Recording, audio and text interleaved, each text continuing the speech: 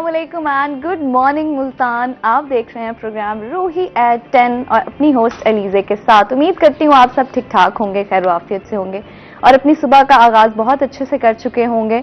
आजकल वैसे ही मुल्तान में जो मौसम की सूरत हाल चल रही है उसकी वजह से फ्लू, फीवर और खांसी ये सारी चीज़ें बड़ी आम हो रही हैं, तो प्लीज़ अपना ख्याल रखें। जब मौसम बदलता है तो वो अपने साथ साथ बहुत सारी बीमारियां, बहुत सारे मसाइल लेके आता है, क्योंकि हमारे यहाँ इन्वायरमेंटल चेंजेस और क्लाइमेट चेंज के जो मसाइल हैं वो बहुत ज़्यादा हैं। इसलिए अपना ख्याल रखें, अपने आसपास के लोगों का ख्याल रखें। आज चूंकि दोस्ती का आलमी दिन भी मनाया जा रहा है तो हम उस मौजू पे भी बात करेंगे और कोशिश करें कि अपने आसपास के जितने भी दोस्त हैं जो रूठे हुए हैं आप उन्हें मना लें, और जो आपके साथ हैं उन रिश्तों की कदर करें। दोस्त आपके वालिदैन भी होते हैं, आपके कजन्स भी होते हैं, आपके बहन भाई भी होते हैं, और वो तमाम रिश्ते जो आपके कॉलेज, यूनिवर्सिटी, स्कूल्स, इवन तो आपकी वर्क स्पेसेस में भी आपके साथ होते हैं, जिनसे आपके अच्छे ताल्लुकात होते हैं, वो आपके दोस्त हैं। और कोशिश करें उनके साथ अच्छे से दिन गुजारें। और इस दिन को हाईलाइट करने का मकसद ये है कि उस रिश्ते को इम्पोर्टेंस देना, जो रिश्ता शायद खून का नहीं है लेकिन एहसास का है, और एहसास के रिश्ते बड़े अहम होते हैं। तो कोशिश करें अपने आसपास के लोगों को मना लें जो रूठे हुए हैं, और जो आपके साथ हैं उन रिश्तों की कदर करें, उनसे प्यार मोहब्बत के साथ अपने एहसासात को बांटें और उनके साथ एक अच्छा सा दिन सेलिब्रेट करें, मनाएं। और इसी के साथ साथ जब हम बात करते हैं जनूबी पंजाब की, हम बात करते हैं साउथ पंजाब की, तो हमारा जनूबी पंजाब बड़ा खूबसूरत है, इल्म, मोहब्बत और मेहमान नवाजी का गहवारा है। और जनूबी पंजाब के तमाम शहर, कस्बे अपनी एक अलग पहचान रखते हैं, जिसमें मुल्तान शहर एक ऐसा शहर है जो औलिया का शहर है, जिसे हम कहते हैं कि यहाँ की बहुत सारी चीज़ें मशहूर हैं, यानी रवायात, सकाफत और ये तमाम चीज़ें। इसी के साथ साथ यहाँ की दरगाहें बहुत मशहूर हैं। और अगर बात की जाए मौसम गर्मा की, तो यहाँ के आम भी बहुत मशहूर हैं। और सोन हलवा अगर इसकी बात कर ली जाए तो ये भी, इन शॉर्ट यहाँ के लोग मेहमान नवाज भी बहुत हैं और बड़ा मोहब्बत और प्यार करने वाले लोग हैं। तो आज हम इस मौजू पर भी बात करेंगे। तो इसी के साथ हमारे मेहमान जो आज हमारे साथ हैं उनका तारुफ करवाती चलूं। हमारे साथ मौजूद हैं सलमान ज़मीर, जो कि एंकर पर्सन है रूही टीवी। अस्सलाम वालेकुम। वालेकुम अस्सलाम। कैसे हैं आप? अल्हम्दुलिल्लाह अलीज़ा, आप सुनाएं कैसी हैं? मैं भी ठीक, बड़े एक्टिव लग रहे हैं।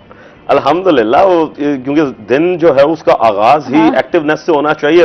और फिर जिस तरीके से मुल्तान शहर का एटमॉस्फेयर है, तो उस एटमॉस्फेयर के अंदर जब आप सुबह सुबह बाहर निकलते हैं, ऑब्वियसली मॉर्निंग जो है वो तकरीबन 5 साढ़े 5 बजे तक सूरज जो है वो निकलना शुरू हो जाता है। तो फिर मेरी रूटीन है कि मैं जल्दी उठता हूँ, तो जाहिर सी बात है फिर अपने आप को थोड़ा सा एक्सरसाइज करना, रेडी करना, और फिर एक्टिव तो ऑटोमेटिकली फिर बंदा हो ही जाता है। बिल्कुल सही है। और एक्सरसाइज करना, ये आपने जो लफ्ज़ बोला है ना, ये बड़ा अहम है। और हमारी आज की जो यंग जनरेशन है वो कोशिश करती है कि ऑफिस जाने से 10 मिनट पहले ही उठा जाए या 15 मिनट पहले ही उठा जाए, जिसमें नाश्ता करने की भी गुंजाइश नहीं होती, और फटाफट हम भागते हैं अपने कामों की तरफ।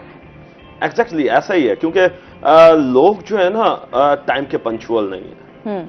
आपके पास टाइम मैनेजमेंट नहीं है। बिल्कुल ऐसा हम ये देखते हैं कि लोग जो हैं वो इस चीज को अब ज्यादा अच्छा समझते हैं कि आप किसी को टाइम दें और उससे 15, 20, 25 मिनट लेट जाएं ताकि आपकी वैल्यू बने।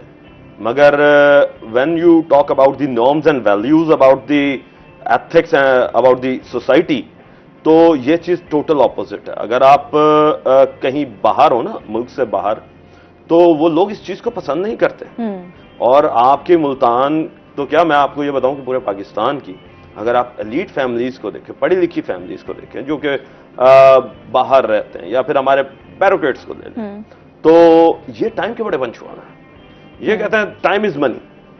और है भी ऐसा ही, हकीकत है, टाइम इज मनी। आप अगर वक्त की कदर करेंगे, टाइम मैनेजमेंट करेंगे, आपको पता होगा कि आज के दिन में मेरी टू डू लिस्ट ये है, मैंने ये काम करने हैं, और अपने वक्त को उसके अकॉर्डिंग लेके चलेंगे कि आपके काम उस टाइम में मैनेज हो जाएं, तो बड़े अच्छे से दिन गुजर जाता है। ऑब्वियसली आप ये देखिए कि लोगों को ये चीज नहीं पता होती। लोग समझते हैं कि यार हम जो है वो अगर कहीं लेट जाता है ना तो हमारा वैल्यू बहुत ज्यादा इंक्रीज हो जाता है, हम बहुत इंपॉर्टेंस के मालिक बन जाते हैं, हमें लोग इंपॉर्टेंस देते हैं। अब उन्हें यह नहीं पता कि लोगों के पास आजकल इतना टाइम नहीं है कि अगर कोई शख्स अपने आप में थोड़ी सी एरोगेंस दिखा रहा है ना तो दूसरा कहता है भाई तुम साइड पे हो जाओ, हमारे पास दूसरे बंदे भी बहुत हैं। ऐसा ही है। अच्छा, मैं अभी सकाफत की बात कर रही थी। हमारा जनूबी पंजाब सकाफत के लिहाज से बड़ा प्यारा है और यहाँ के लोग जो हैं वो बड़ा प्यार करने वाले, मोहब्बत करने वाले लोग हैं, मेहमान नवाज लोग हैं खास तौर पे। वैसे तो हमारे पूरे पाकिस्तान के, हमारे मुल्क के लोग जो हैं वो बड़े मेहमान नवाज हैं, लेकिन जनूबी पंजाब के लोग थोड़े से ज्यादा मेहमान नवाज हैं। तो मुझे बताइएगा कि मुल्तान शहर की सकाफत में क्या क्या चीजें आती हैं और किन चीजों को लेके ये शहर बहुत मशहूर है। अली से अभी आपने बात की मेहमान नवाजी की, नो डाउट पाकिस्तानी जो है वो मेहमान नवाज हैं। आप अगर अंग्रेजों को अगर आपने व्लॉग्स देखे हों उनके, जो यहाँ पर सयाह आते हैं, टूरिस्ट आते हैं, तो हमारे लोग उनको ऐसे इस्तकबाल करते हैं जैसे कि वो हमारे अपने घर के मेंबर हों। और सबसे बड़ी बात ये होती है कि हमारे यहाँ पर हमने वो भी चीजें देखी हैं कि लोग जो हैं वो उन्हें फ्री ऑफ कॉस्ट चीजें भी दे देते हैं। मेरे साथ कई दफा हुआ है, क्योंकि मैं छोटा सा था तो मैं बड़ी चीजें नोट कर रहा होता था, तो मैं अंग्रेजों को देखता था, फॉरनर्स आते थे हमारे किले पर आते थे, सबसे ज्यादा तो किले पर ही आते हैं क्योंकि आपकी सबसे बड़ी हिस्टोरिकल प्लेस ही वही है। बिल्कुल ऐसे ही है। और हमारा मुल्तान शहर तो मशहूर भी इसी चीज को लेके है कि औलिया का शहर है, यहाँ पे दरगाहें हैं, दरबार हैं। Bahauddin Zakariya and the tomb of हज़रत शाहरुख ने Alam is the light of Multan. ठीक है, तो सिंबल मुल्तान का कह सकते हैं। आप कहीं भी देखें तो ये टॉम्स जो हैं, इवन आपकी बैक के ऊपर इस वक्त ये टॉम लगा हुआ है, तो इससे साफ पता चलता है कि मुल्तान के अंदर इस चीज की वैल्यू है। अच्छा, अब आ जाती है बात सकाफत की। हमारे मुल्तान की सकाफत जो है ना अलीज़े, वो बहुत पुरानी है।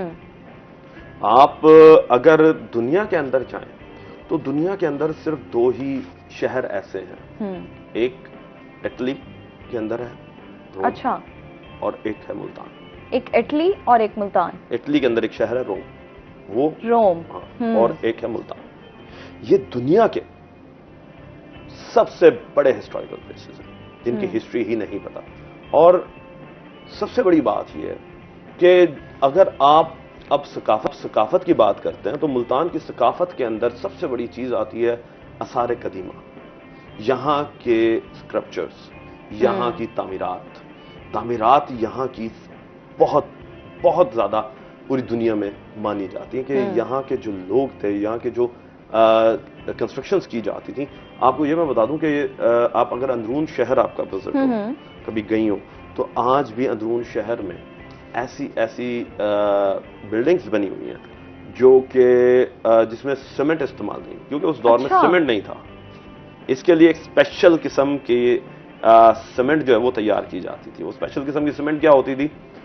चावल, सोच सकते हो खाने की चीज है चावल, ठीक है।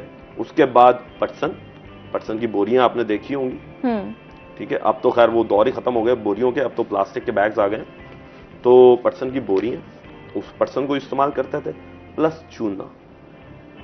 इन तीनों चीजों का मिक्सचर, इन चीजों का मिक्सचर बनाकर कई दिन तक रखा जाता था। फिर उसमें थोड़ी सी कहीं ना कहीं मट्टी भी ऐड कर दी जाती थी। वरना तो अमूमन मट्टी ऐड नहीं करते थे। ठीक है। वो घोल जो था, वो मिक्सचर जो था, वो सीमेंट से भी पावरफुल था और वो आज भी वहां पर मौजूद है। फिर सबसे बड़ी चीज, अच्छा, मेरा कभी जाना नहीं हुआ, लेकिन जगह को हाईलाइट करें, ये तो बड़ी अच्छी चीज आपने बताई और ये देखने के काबिल है, देखना चाहिए इसको। अली से अंदरून शहर की मैं आपको बात करूँ ना, गेट्स के अंदर, अच्छा, गेट्स के अंदर आज भी, अब तो खैर क्योंकि लोग जाहिर से जदीद हो चुके हैं, दौरे हाजिर के अंदर हर चीज के तकाजे बदल चुके हैं, तो उस चीज की पेश नजर जो है लोगों ने अब वो तामीरातें जो है वो खत्म करना शुरू कर दिए। एक वक्त था, आई डोंट नो कि वो वक्त आपने देखा या नहीं, हमारे व्यूअर्स ने जरूर देखा होगा, क्योंकि हमारे व्यूअर्स जो वो हर एज के हैं।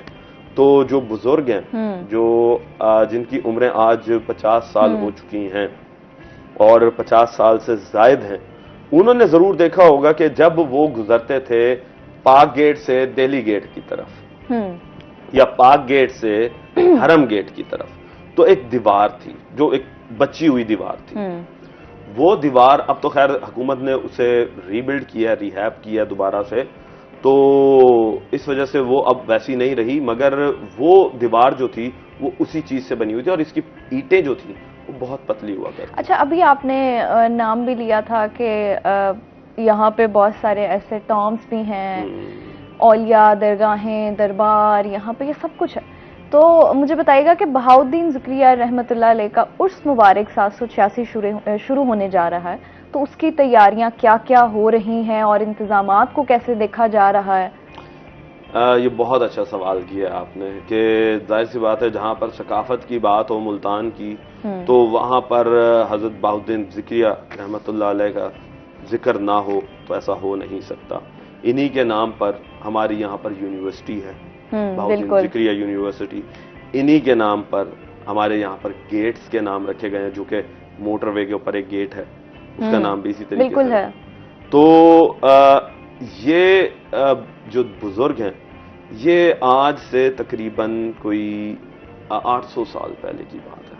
800 तकरीबन कमोबेश, क्योंकि एग्जैक्ट हिस्ट्री तो ये हिस्ट्री दान ही बता सकेगा, तो जहां तक मेरा इल्म नाकिस इल्म है, मैं ये बता रहा हूं आपको, 800 साल तकरीबन उन्हें हो चुके हैं कि वो यहाँ पर आए, यहाँ पर आकर उन्होंने दीन की तालीम जो है उसे आम किया, और दीन की तालीम आम करने के बाद यहाँ पर ही वो रह गए, यहीं कर ही होकर रह गए। हालांकि वो आए तो बाहर से थे, क्योंकि माइग्रेटेड थे, तो जब इस्लाम की यहाँ पे प्रीचिंग की, तो प्रीचिंग करते हुए वो फिर यहीं पर ही मतफईन हुए, उनके आबाओ अजदाद और फैमिलीज वगैरह वो सब यहीं पर हैं।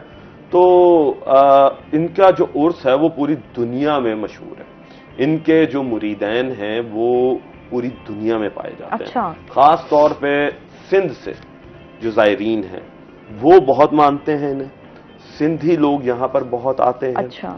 और फिर इंतजामिया की जानिब से कुछ स्पेशल, ये कहते हैं ना कि आउट ऑफ द बॉक्स जाकर जो है वो इंतजामात इनके लिए किए जाते हैं। अब मुल्तान तो वैसे ही जो है वो औलियास का दीन का घर है और औलिया का घर है, तो यहाँ पर आए दिन जो है हर रोज ही आप तकरीबन किसी न किसी बुजुर्ग का उर्स देखते होंगे, मगर इनका उर्स स्पेशल होता है। वो इसमें क्या इंतजामात होते हैं? उसमें वही मैं इंतजामात की तरफ ही आ रहा था। इनका स्पेशल होता है, उसमें स्पेशलिटी क्या होती है? अली से सबसे पहली बात तो ये होती है कि इनके लिए पूरा एक सिक्योरिटी प्लान तैयार किया जाता है। अच्छा। क्योंकि यहाँ पर तकरीबन कोई 5 से 6 हज़ार से ज्यादा बंदे ने आना होता है, ठीक है, और ये 3 दिन चलता है।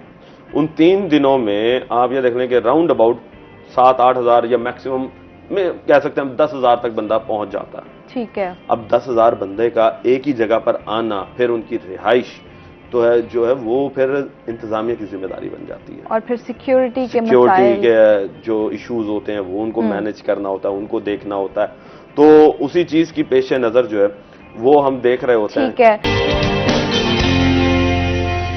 जफर महमूद साहब जो कि हकीम हैं, अस्सलाम वालेकुम। वालेकुम सलाम। कैसे हैं आप? अल्हम्दुलिल्लाह, अल्लाह का शुक्र। अच्छा जफर साहब, आपसे सबसे पहले मैं ये जानना चाहूंगी कि हमारे यहाँ ना 2 बीमारियां बड़ी आम हैं, एक डायबिटीज और एक ब्लड प्रेशर।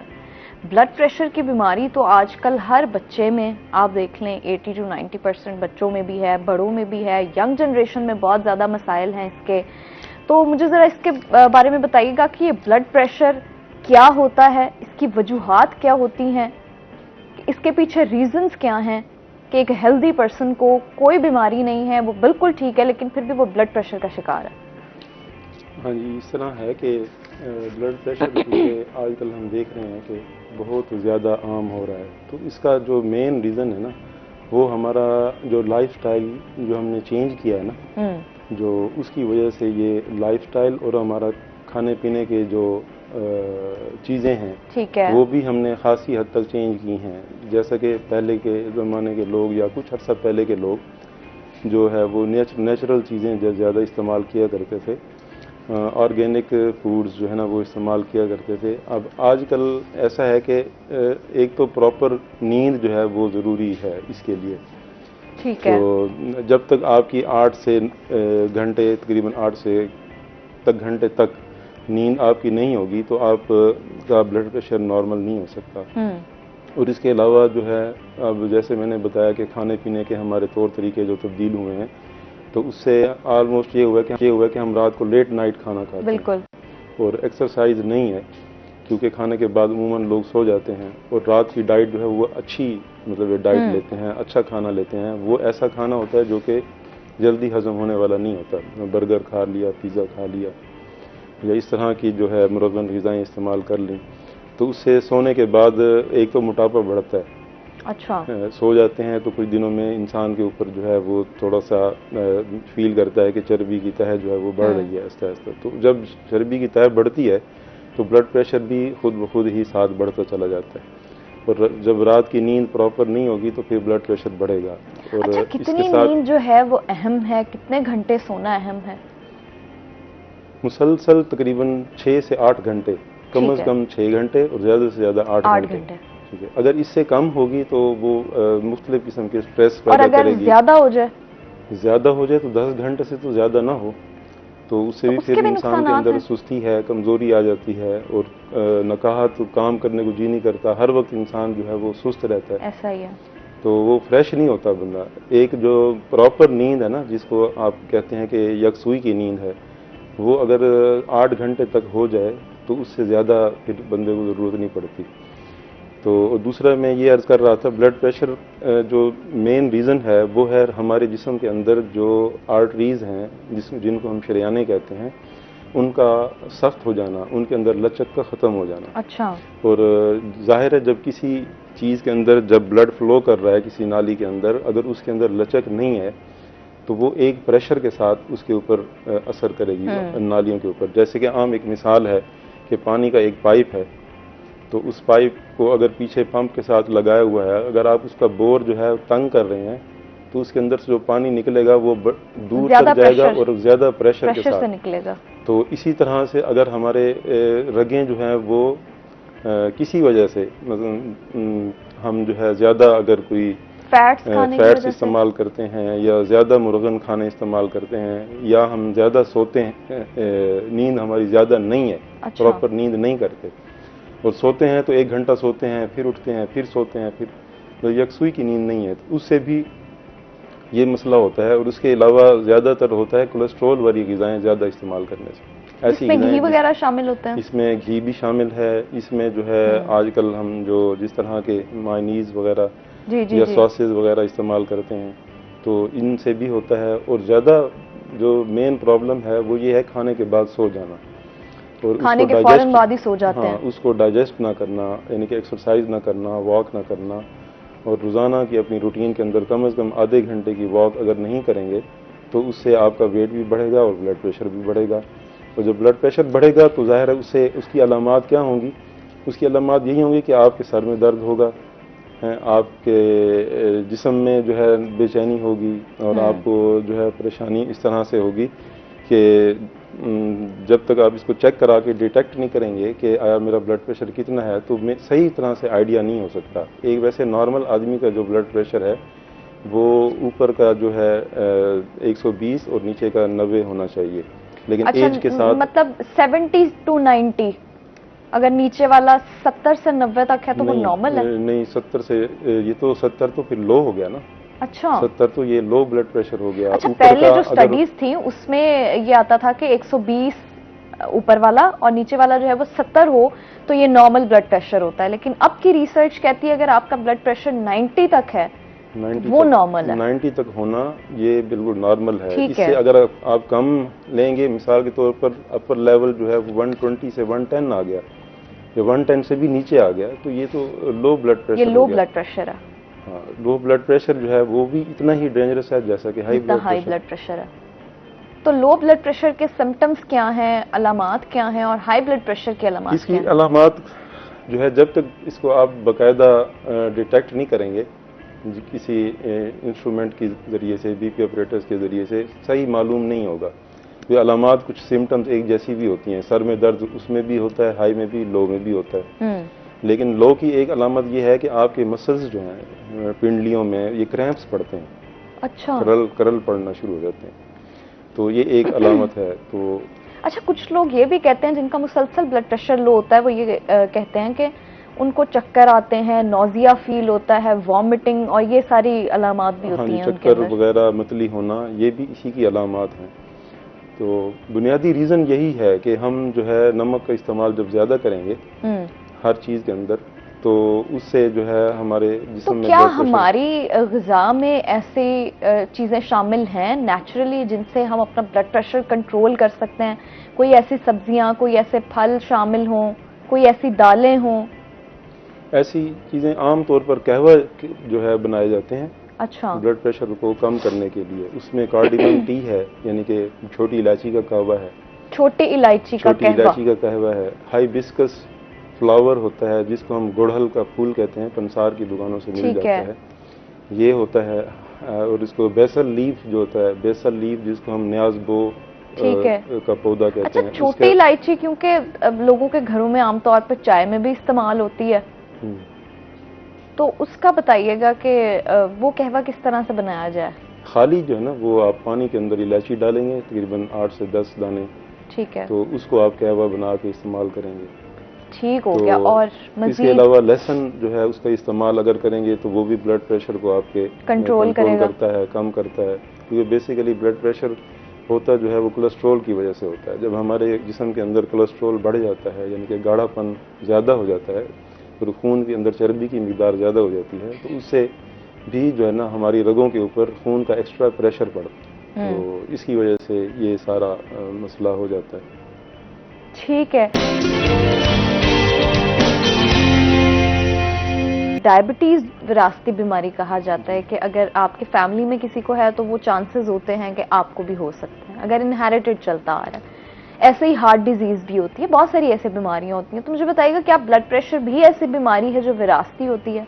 जी डेफिनेटली, ये भी एक इनहेरिटेड डिजीज़ है, विरासती बीमारी है, और वालिदैन से बच्चों के अंदर मुंतकिल होती है, लेकिन उनके अंदर जल्दी आ जाती है जो कि अपने लाइफस्टाइल को चेंज ना करें और उसी लाइफस्टाइल को अपनाएं जो कि रूटीन से चला आ रहा है। अगर इसको लाइफस्टाइल को चेंज करेंगे तो इससे आप काफ़ी हद तक बच सकते हैं और बग़ैर दवाइयों के भी आप इसको कंट्रोल कर सकते हैं। जिस तरह शुगर के एक लबलबे का मर्ज है, उसमें लबलबा जो है वो एक्स्ट्रा हमारी जो चीनी या मीठा है उसको एब्जॉर्ब नहीं कर सकता, इसी तरह ये गुर्दों के अंदर एक सलाहियत होती है जो कि नमक को जज़्ब करना और उसको खारिज करना।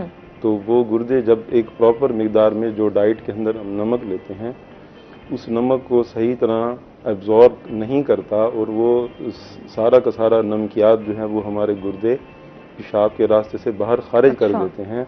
तो इस तरीके से वो ब्लड प्रेशर लो हो जाता है, यानी कि हमारे जिस्म के अंदर नमकियात की कमी हो जाती है।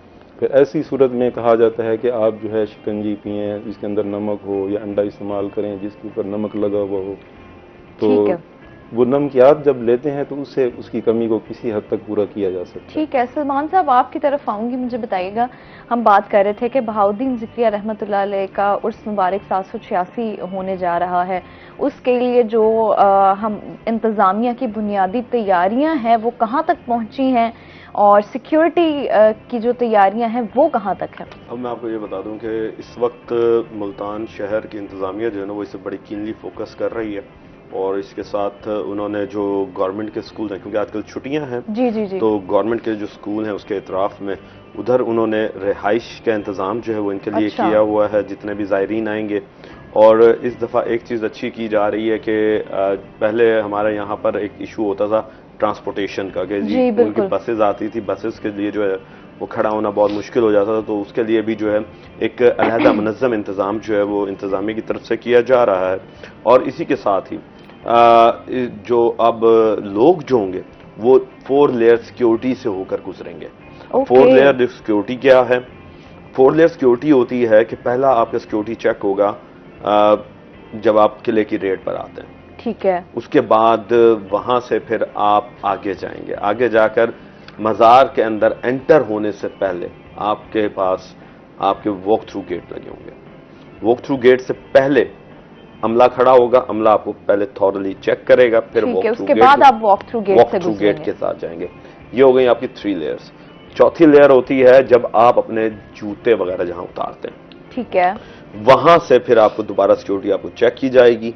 और उसके बाद आपको मज़ार के अंदर जो है वो दाखिल होने दिया जाएगा। साथ बात करेंगे इसके पुलिस के हवाले से, क्योंकि देखिए पुलिस का भी रोल जो है वो सबसे ज़्यादा इंपॉर्टेंट होता है। तो पुलिस के अहलकार जो हैं वो राउंड अबाउट टोटल ओवरऑल 1000 के करीब होंगे, और जिसमें ट्रैफिक पुलिस अलहदा होगी और डॉल्फिन फोर्स जो है वो अलहदा होगी। वो भी होगी क्योंकि डॉल्फिन फोर्स जो है वो आपके पूरे किले के इतराफ राउंड अबाउट चक्कर लगाती रहेगी, जहां जहां ज़ायरीन ठहर रहे हैं वहां पर भी और किले के इतराफ भी। फिर दूसरी जानिब आ जाता है कि डीएसपी और SHOs वो 24 घंटे वो मौके पर मौजूद होंगे, सुबह से शाम तक, जब तक ज़ायरीन वापस घर नहीं चली जाते। ठीक है, 3 दिन तक तो ये इसी तरीके से रहेगा। ठीक है, ये तो हो गया सिक्योरिटी के हवाले से। बाकी उनका खाना सबसे अहम मौजू। अब क्योंकि गर्मी बहुत ज्यादा है अलीज़ा, गर्मी बहुत ज्यादा पड़ रही है बिल्कुल। अच्छा, बीच में मौसम कुछ नॉर्मल हो गया था, बारिशें हुई तो मौसम कुछ काफी हद तक नॉर्मल हो गया था। 35-34 पे टेम्परेचर चला गया, 37 पे। अब देखा जाए तो टेम्परेचर वापस 40-41 है, और इट फील्स लाइक ह्यूमिडिटी की वजह से फील होता है कि वो 49-50 है। अब मैं आपको ये बता दूं कि इसमें थोड़ी सी एक चीज मैं और ऐड करूंगा कि हमारे जो महकमा मौसमियात के मीटर है ना, मौसम ने उनको भी चकमा दे दिया। अच्छा। रिपोर्ट्स हुई कि जी बारिश नहीं होगी, बारिश हो जाती थी। रिपोर्ट्स हुई कि जी आज टेम्परेचर मैक्सिमम ये जाएगा और मिनिमम ये होगा। पता चलता था कि दोपहर को मैक्सिमम जो हम सुबह बता रहे होते थे उससे कहीं ज्यादा एक्सीड कर जाता था। ठीक है, वजह क्या है? वजह यह है कि क्लाइमेट चेंज है।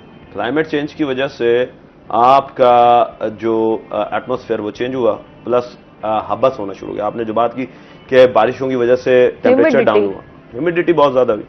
ह्यूमिडिटी की वजह से मरतूब मौसम होने की वजह बनी। मरतूब मौसम की वजह से जो लोग थे उनको गर्मी का एहसास ज्यादा होना शुरू हो गया। फिर सबसे बड़ी बात ये होती है कि हवाएं नहीं चलती हैं मुल्तान में।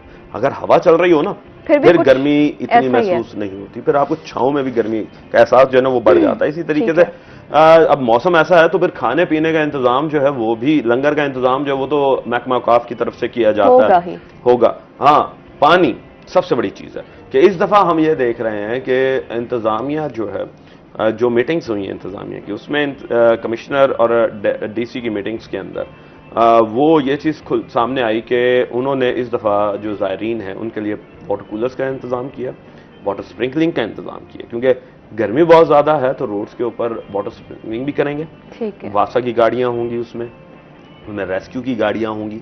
ठीक है। तो क्योंकि इन्हीं के पास ही बाउजर्स हैं पानी के, या PHA की भी गाड़ी यूज की जा सकती है क्योंकि बाउजर्स उनके पास भी हैं। ठीक है। तो ये चीजें वहां पर इस्तेमाल होंगी, जिससे ये कोशिश करेंगे कि टेम्परेचर जो है वो वहां पर नॉर्मल रहे। हाँ, नॉर्मल रहे। ठीक है। तो शहर औलिया की हम बात करते हैं, मुल्तान की बात कर रहे हैं, तो मुझे बताइएगा यहाँ पे बुनियादी बेसिक मसाइल क्या हैं और उन मसाइल के हल के लिए क्या किया जा रहा है? अली से बुनियादी मसाइल जो है ना मुल्तान के, उनमें सबसे बड़ी चीज है कि आपके लिए खुद साख्ता महंगाई जो लोग कर बैठे हैं, अवाम बड़ी परेशान होती है। हालांकि इंतजामिया की तरफ से प्राइस कंट्रोल मजिस्ट्रेट्स तो बनाए गए हैं, उनकी एक टीम्स बनाई गई है। आपको ये पता है कि मुल्तान के अंदर इस वक्त 150 के करीब प्राइस कंट्रोल मजिस्ट्रेट्स हैं, मगर आज तक हमें इस रोड पर फिरते हुए नजर नहीं आते। वो सिर्फ क्या है, वो सिर्फ और सिर्फ बैठे हुए अपने ऑफिसेज में, गाड़ियों में। Obviously they are taking money for no granted. तो मैं इस चीज को बड़ा अपने प्रोग्राम्स में भी हाईलाइट कर चुका हूँ। और सबसे बड़ी चीज है फिर रात दिन में तो ये काम कर रहे होती है इंतजामिया, रात के टाइम आप देखें, आप शाहराहों से गुजरे आपको लाइट्स नहीं मिलेंगी। लाइट्स लगी हुई है, करोड़ों रुपए की लाइट्स लगाई हुई हैं। आई हैव नोटिस्ड, मैंने खुद ये चीज बड़ी नोटिस की है। अगर आप बुनियादी शाहराहों से हट के थोड़ा सा निकलें तो आपको लाइट्स नहीं नजर आएंगी। ऑब्वियसली आप अगर गाड़ी चलाती हैं, गाड़ी चलानी अगर आपको आती है तो फिर आपको पता होगा कि बीइंग अ ड्राइवर आपको कितना मसाइल पैदा होते हैं जब आपके लाइट्स नहीं होती। ऐसा ही हकीकत है। और खास तौर पे बात करेंगे मेन शहराहों की, तो मेन शहरों पे आप सबसे बड़ी चीज ले लें, आप वो कहते हैं ना कि चिराग तले अंधेरा ही होता है हमेशा। और इसकी सबसे बड़ी मिसाल जो है वो हमारी इंतजामिया की नजर आती है कि आप ये देखेंगे कचहरी पर इस वक्त जो है वो DC का ऑफिस है, कमिश्नर का ऑफिस है, बिल्कुल ऐसा ही है, CPO ऑफिस है, ऐसा ही है, सिविल लाइन कॉलेज है, वुमेन यूनिवर्सिटी है, MD आ जाते हैं तो MDA की बिल्डिंग है, PHA की बिल्डिंग है, पुलिस लाइन एक्साइज की है। बिल्डिंग है, मैं पुलिस, वो सीपी ऑफिस जो है वो पुलिस लाइन ही है। अच्छा, फिर उससे आगे थोड़ा सा चले जाएं, आर्ट्स काउंसिल आ जाता है, स्टेट बैंक ऑफ पाकिस्तान की ब्रांच आ जाती है, फिर चैम्बर ऑफ कॉमर्स आ जाता है। यार चैम्बर ऑफ कॉमर्स आपको पता है कि क्या चीज है? आपका पूरा मुल्क चलाने वाले वो लोग बैठे हुए हैं, बड़े ठीक है। बड़े, वहां पर लाइट्स के खंबे लगे हुए हैं, मगर लाइट्स ये सारे बड़े अहम है जिनका हल होना बड़ा जरूरी है और इंतजामिया को इस पे अमल भी करना चाहिए। अच्छा जफर साहब, मुझे ये बताइएगा कि जब ब्लड प्रेशर को हम कंट्रोल करने की बात करते हैं, क्योंकि आपका हिकमत पर अबूर है, तो आप हमें बताइएगा हिकमत क्या कहती है कि उसमें ऐसे कौन से नुस्खे हैं जिसकी वजह से हम ब्लड प्रेशर को कंट्रोल कर सकते हैं? हमारी तिब के अंदर जो एक मुस्तनद जड़ी बूटी है जिसको हम असरोल कहते हैं, असरोल या उसको आम जुबान में छोटी चंदन भी कहते हैं। ठीक है। छोटी चंदन या असरोल, ये एक मुस्तनद चीज़ है ब्लड प्रेशर को कंट्रोल करने के लिए। अगर आप इसको पाउडर फॉर्म में यूज़ करें, जिसको ग्राइंड करें और इसके साथ 80% अगर ये हो और 20% जो है इसमें काली मिर्च ऐड करें। ठीक है। 20%, मतलब कि 80-20 की रेशो से अगर आप ये बना के इसका कैप्सूल, बड़े साइज का 1000 mg का कैप्सूल जो है सुबह शाम इस्तेमाल करें, तो इससे आपको ब्लड प्रेशर जो है ना सिर्फ नॉर्मल बल्कि काफ़ी हद तक जो है ना मुमकिन है कि ये शुरू में कंट्रोल भी हो जाए, रिकवर हो जाए। अगर अर्ली स्टेजेस में तो कंट्रोल भी हो जाएगा। हाँ, तो साथ में फिर तो वही है लाइफस्टाइल और आपकी डाइट, जब तक इस पे कंट्रोल नहीं तो करेंगे। सर ये जफर साहब मुझे ये भी बताइएगा, लो ब्लड प्रेशर और हाई ब्लड प्रेशर दोनों ही इससे कंट्रोल हो सकते हैं या सिर्फ हाई ब्लड नहीं, प्रेशर? सिर्फ हाई ब्लड प्रेशर। अच्छा, लो ब्लड प्रेशर का भी बताइए। लो ब्लड प्रेशर, उससे तो आप जो है ना आम डाइट से भी कंट्रोल कर सकते हैं। मिसाल के तौर पर जिस चीज़ के अंदर, मिसाल आम तौर पर लोगों का ये गुमान है कि अंडा खा लिया जाए, बॉयल एग आप यूज़ करें तो ब्लड प्रेशर लो जो है वो नॉर्मल हो जाता है। लेकिन खाली अंडे का काम नहीं है, जब तक कि मेन रोल जो है वो नमक का है। वो कोई भी अंडा बगैर नमक के नहीं इस्तेमाल करता। जब अंडे के साथ नमक इस्तेमाल करेंगे तो वो ऑटोमेटिकली आपके लो ब्लड प्रेशर को नॉर्मल करेगा। और इसी तरह नींबू पानी जो है जब आप इस्तेमाल करते हैं तो वो तो बगैर नमक के उसका कंसेप्ट ही नहीं है। तो जब उसमें नमक डालेंगे तो वो लो ब्लड प्रेशर को आपके नॉर्मल कर देगा। वो मेन रीज़न जो रोल प्ले कर रहा है वो नमक है। तो नमक जो है ना लो ब्लड प्रेशर को विद इन फ्यू मिनट्स जो है ना वो आपको नॉर्मल कर देगा। ठीक है। अच्छा, इसके साथ अकीब साहब हमने ये देखा कि लोग जो हैं, डॉक्टर खास तौर पे हाई ब्लड प्रेशर की ले लेते हैं, वो कहते हैं मगर सबसे ज़्यादा खतरनाक लो ब्लड प्रेशर होता है। क्या ये चीज़ सही है? क्योंकि मैं जब जाता था हॉस्पिटल्स में, क्योंकि प्रोग्राम्स में करता हूँ, तो फिर वहाँ पर मैं ये चीज़ नोट करता हूँ कि लो ब्लड प्रेशर को हाई करने में डॉक्टर्स बड़े परेशान होते हैं। तो अब एक बीमार बंदा बेड पर है तो उसे क्या चीज़ दी जाए कि उसका लो ब्लड प्रेशर जो फौरी तौर पर आ जाए? वरना तो कभी कभार हम नमक की मिकदार ज़्यादा कर देते हैं, वो उल्टा और तबीयत ख़राब कर देती है।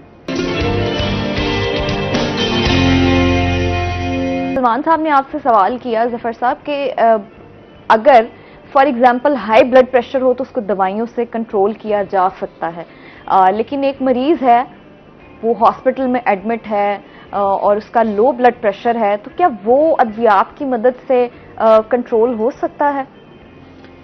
इसमें मुख्तलिफ कैटेगरीज हैं। अच्छा। हर पेशेंट को आप एक तरीके से डील नहीं कर सकते।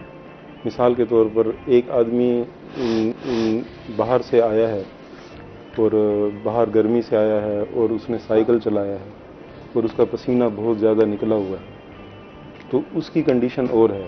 ठीक है। एक आदमी जो है वो बैठा ही एसी में है, ठीक है ना, और उसको कोई इस तरह का मसला नहीं है, उसका बीपी लो हो रहा है, अब उसको अलग से डील किया जाएगा। अब इसमें अगर मैं कहूँगा कि नमक इस्तेमाल कराएं, तो नमक अगर जो हार्ड वर्कर है, जिसने एक्सरसाइज की है, जिसने जो ना अपना पसीना निकाला हुआ है, तो उसको तो नमक का इस्तेमाल किसी तरीके से भी कराएंगे तो वो फ़ायदा देगा, क्योंकि उसका तो जिस्म के अंदर नमकियात की ऑलरेडी कमी है।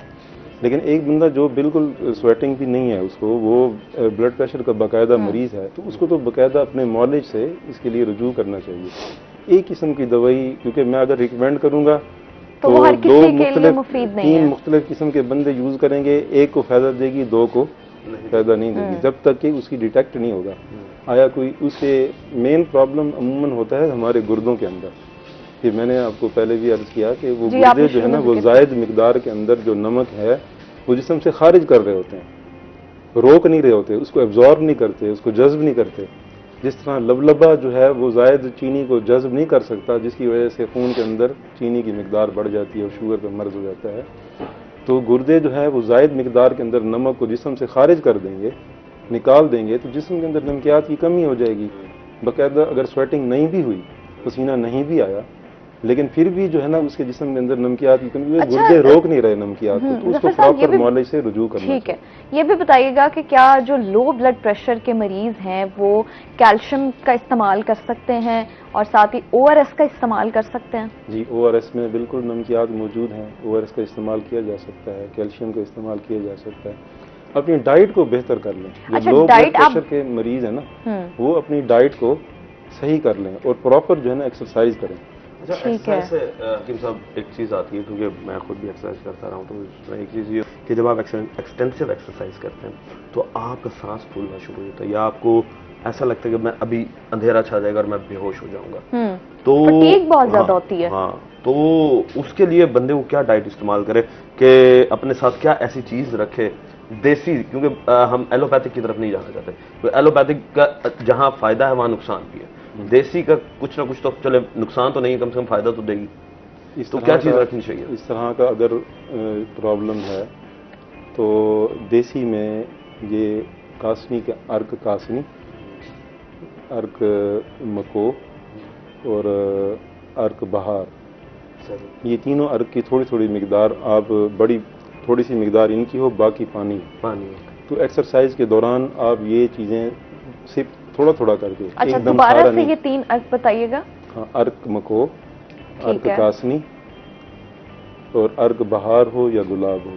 ठीक है ना। ये इसकी मिसाल के तौर पर हाफ टी कप है ना, हाफ टी कप, ये तो बड़ा है, जो टी कप जो चाय वाले दुकानों से, उसका हाफ टी कप हर एक अर्क का हो, और बाकी आप उसमें आप मिनरल वाटर जो है ना मिला लें, मिनरल वाटर मिला लें, और थोड़ा सा उसके अंदर आप हल्का सा नमक भी डाल लें। अच्छा, और दूसरा एक्सरसाइज का ये भी एक है कि जब भी आप एक्सरसाइज करें, आपने स्टार्ट लिया है एक्सरसाइज, एकदम हार्ड एक्सरसाइज पे ना जाएं।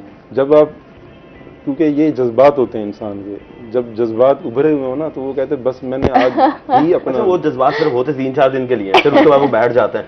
अच्छा, ये बताएं, कभी कभार इंसान को ना ऐसा होता है, अब मेरे साथ है, मैं महीना के अंदर मेरे साथ 2-3 दफा ऐसा हो जाता है कि मैं बिल्कुल एग्जेजरेट हो जाता हूँ, बिल्कुल एग्जॉस्ट हो जाता हूँ कि यार आज गेम नहीं लगानी, आज गेम नहीं करनी। उस वक्त हमें जिम वाले कह रहे होते हैं कि नहीं, ट्रेनर जो है आपको करनी पड़ेगी, तो उस चीज को एनर्जी दोबारा बहाल करने के लिए हम जब एनर्जी लो फील कर रहे होते हैं, हालांकि हमने डाइट भी सही खाई होती है, मगर एनर्जी जिम में आके हम लो फील करना शुरू हो जाते हैं, तो उसे बहाल करने के लिए वो ये मेंटली भी जरा मसला होता है इस चीज का सलमान। जब आप मतलब आपके अंदर एनर्जी तो होती है, आपने भी जिक्र किया कि खाना पीना भी हमारा पूरा होता है, तो वो नियत का मसला होता है, दरअसल वो नियत का प्रॉब्लम है, वो आपकी डाइट का प्रॉब्लम नहीं है। कोई कभी कभार डाइट भी होती है।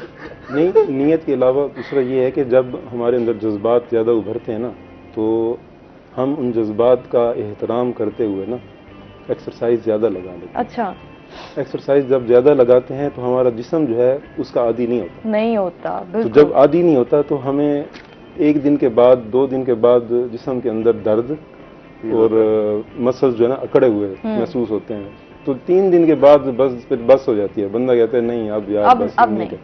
तो जाहिर है जिस्म साथ नहीं दे रहा। उसका असूल है कि आप जो है ना जब भी स्टार्ट करें तो आप लाइट जो है ना एक्सरसाइज से शुरू करें, यानी कि इसको अपना योगा भी कर सकते हैं, योगा भी कर सकते हैं।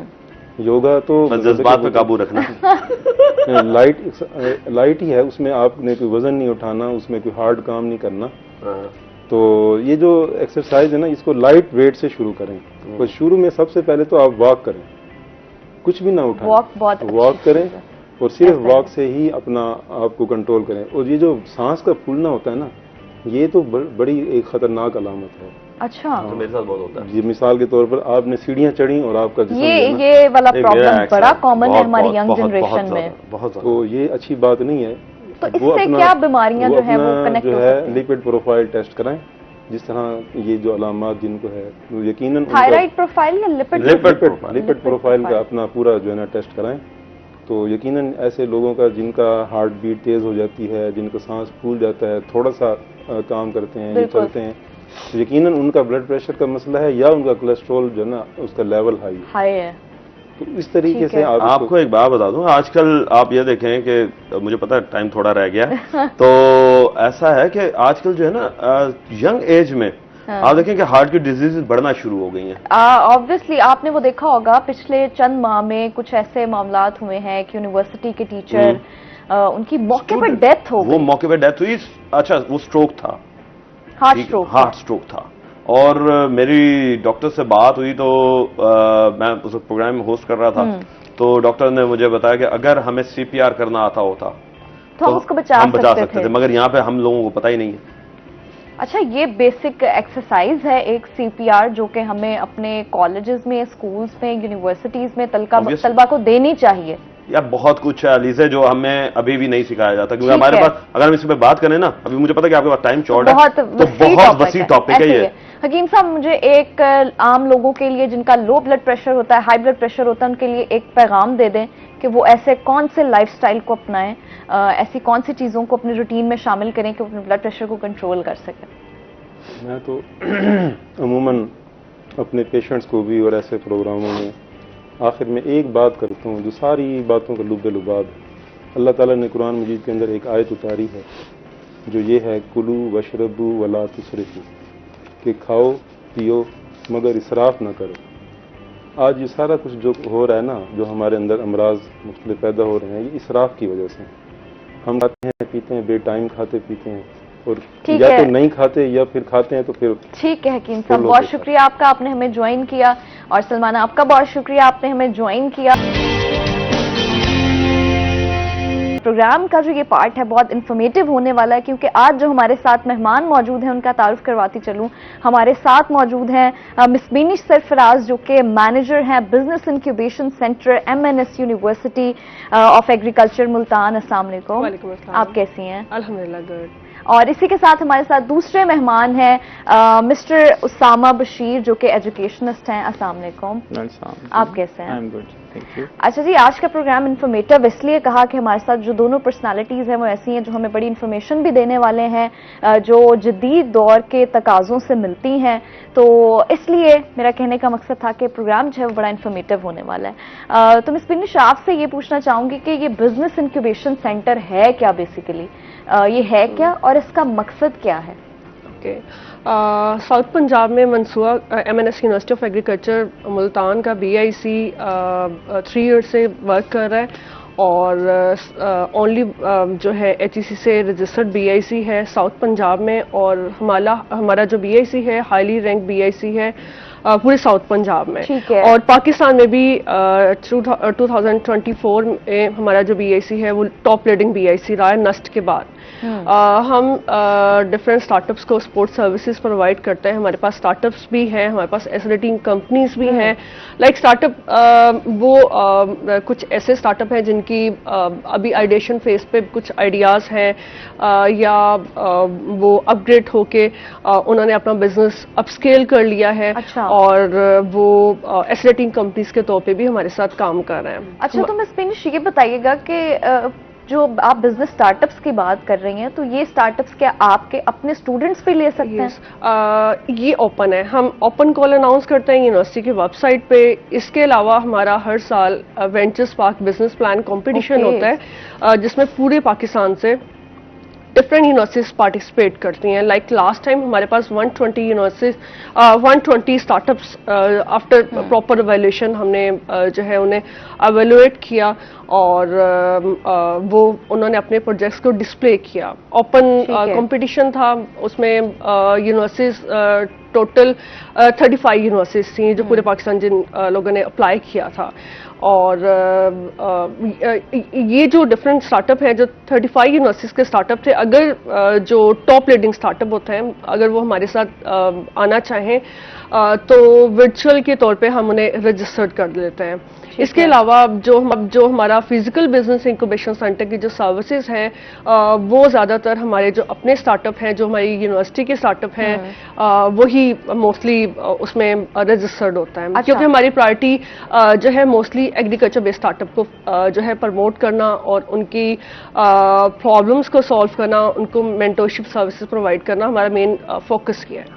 अच्छा, तो ऐसी कौन सी बुनियादी फैक्टर्स हैं, बुनियादी चीज़ें हैं जिनके ऊपर आप कोई भी एक बिजनेस स्टार्टअप है, अगर आपके पास फॉर एग्जांपल 200 प्लस स्टार्टअप्स आपके पास आते हैं आपके कॉल पे, तो कौन से ऐसे बेसिक फैक्टर्स हैं जिनके ऊपर सिलेक्शन की जाती है? इसमें बहुत सारी चीज़ों को मद्देनजर रखा जाता है। उनका स्टार्टअप जो है अभी आइडिएशन फेज पे है, उनकी MVP रेडी है। MVP means they have the minimum viable product और इनको आम अल्फाज में बताइएगा। लाइक 3 to 4 पैरामीटर्स हैं। उनकी प्रोडक्ट रेडी हो, उनकी कमर्शलाइजेशन फेज के करीब उनका स्टार्टअप होना चाहिए ताकि उनको रेडी टू जो है मेड सॉल्यूशंस प्रोवाइड किए जाएं। बिल्कुल आइडिएशन फेज पे जो है स्टार्टअप उनको हम पर जो है इतना ज़्यादा फैसिलिटेट नहीं कर सकते, क्योंकि स्टूडेंट्स कह दें जी हमने हमारा ये आइडिया है, उसको फैसिलिटेट करना बहुत मुश्किल हो जाता है। लेकिन ऐसे आइडियाज़ जो कि बिल्कुल जो है रेडी प्रोडक्ट्स हैं और उनको कमर्शलाइजेशन में हेल्प चाहिए, उनको मेंटरशिप सर्विसेज चाहिए, हम उनको फैसिलिटेट करते हैं। और वो बहुत मतलब कि हमारे जो है 10 स्टार्टअप ऐसे हैं जो कि ब्रांड बन चुके हैं। ओके, यस, वो यूनिवर्सिटी के बड़े ब्रांड्स हैं। एक यूनिवैल्यू हमारा ड्राई मैंगो का एक बहुत बड़ा ब्रांड है और A to Z services provide कर रहा है। आजकल तो ये चल भी रहा है ना, आप अगर देखें तो आपको UAE की मार्केट में बहुत ज्यादा नजर आएगा कि फ्रूट्स को ड्राई करके पैकेजिंग में प्रोवाइड किया जाता है। तो वो हेल्दी भी है, फिर स्नैकिंग पर्पस के लिए बड़ा अच्छे से इस्तेमाल हो जाता है। एग्जैक्टली, जो ड्राई मैंगो है बिल्कुल स्नैक के तौर पे इस्तेमाल किया जा रहा है। इसके अलावा ड्राई बनानास पे भी हमारे एक स्टार्टअप है जो कि काम कर रहा है। बेसिकली वो मैंगो वो बनाना को ड्राई करते हैं और जैसे चिप्स हैं, चिप्स का अल्टरनेट है, चिप्स का अल्टरनेटिव। ठीक है, तो ये बड़ी अच्छी चीज है। एग्जैक्टली। एक तो हम वो जो हमारे पास एक चिप्स के नाम पे हेल्दी भी नहीं होते, चिप्स के नाम पे सो कॉल्ड चीजें आती हैं जिनके अंदर बहुत बुरे तरीके से फैट टॉक्सिन्स होते हैं, वो हम खाते हैं और हमारा इंटेक वैसा हो जाता है और हमारा स्टमक और बॉडी के इतने इंपॉर्टेंट ऑर्गन्स उससे हर्ट होते हैं।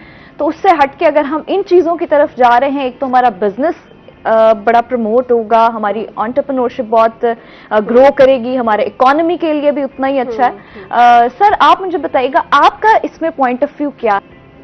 स्नैकिंग के हवाले से, स्नैकिंग के हवाले से भी, और जो हमारी खास तौर पे यंग जनरेशन है वो इसकी तरफ बड़ा माइल होती है कि स्नैकिंग में ये बहुत सारी चीजें जैसे मैं उन ब्रांड्स का नाम नहीं लूंगी, ये हेल्दी ऑप्शंस हैं आई थिंक, और ये बड़ी अच्छी बात है। देखो साउथ पंजाब में अगर हम स्पेशली देखें तो यहाँ पे एग्री बेस्ड इंडस्ट्री होनी चाहिए थी जो नहीं है अनफॉर्चुनेटली।